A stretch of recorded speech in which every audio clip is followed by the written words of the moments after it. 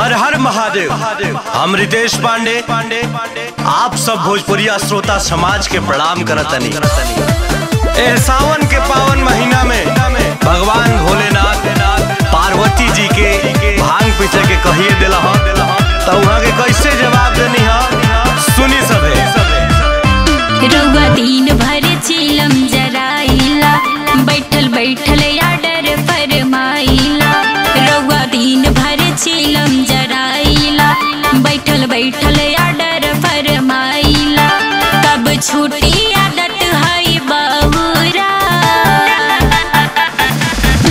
भांग तन पीस दगहुरा, सिलहुटी बघीस दगहुरा। भांग तन पीस दगहुरा, सिलहुटी बघीस दगहुरा।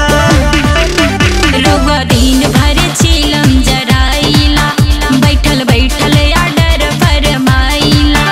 कब छूटी आदत है बहुरा, भांग तन पीस दगहुरा, सिलहुटी बघीस दगहुरा। भांग तन पीस दगहुरा, सिलहुटी बघीस दगहुरा।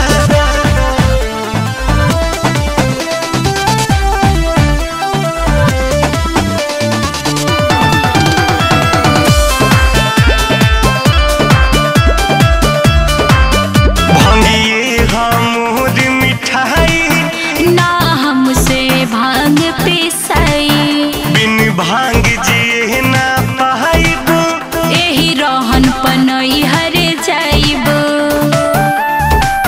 भांगिए हमर दवाई, ना हमसे भांग पिसाई। बिन भांग जिए ना पाइबो। एही रहन पनई हरे जाइबो। रउआ भावे ना काहे कुछ औरा, भांग तन पीस दगहुरा, सिलहुटी बघीस दगहुरा। भांग तन पीस दगहुरा, सिलहुटी बघीस दगहुरा। बहुत ही अच्छा वर्णन आर पंकज भैया गईले बाड़न गीत के। संगीत देले बाड़े आशीष भैया, आ साथे गईले बाड़ी चांदनी सिंह जी। और रघुवर भैया के ऐसे ही प्यार दुलार बनल रहो। जय हो। सुनाए गणेश के मामी, अब पटरी नाही जमी। जनी माथा हमारे सन कहिनी, ढेर दिन बर्दाश्त मो कहीं